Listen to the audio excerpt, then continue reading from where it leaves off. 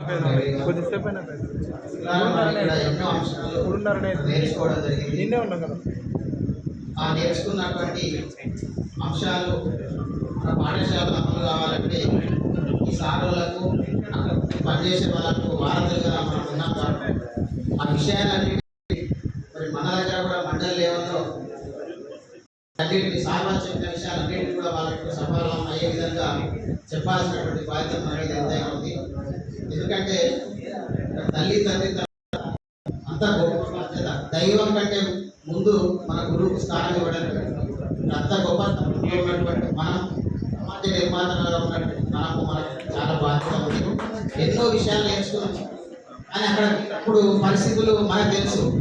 ఆ పాఠశాలలో ఎట్లా పరిస్థితులు మనకు తెలుసు. మరి ఆ పరిస్థితులకు బెస్ట్ రిజల్ట్స్ ఏ విధంగా రావాలనేది మనందరం కూడా ఆలోచన చేసుకోవాల్సినటువంటి అవసరం ఉంది. ఎందుకంటే వేల సంవత్సరాలుగా మనకు చదువుకోవడానికి అవకాశం లేదు. ఇప్పుడిప్పుడే మన స్వాతంత్రం వచ్చి రాజ్యాంగం అమలైన తర్వాత చదువుకోవడానికి అవకాశం వచ్చిన ఈ పరిస్థితులలో మళ్ళీ చదువు దూరం అయ్యే పరిస్థితి ఉంది. వాళ్ళ క్వాలిటీ ఎడ్యుకేషన్ అందించాలంటే ఖచ్చితంగా కూడా ఇంగ్లీష్ మీడియాన్ని మనందరం కూడా అమలు చేయాల్సిన అవసరం ఉంది.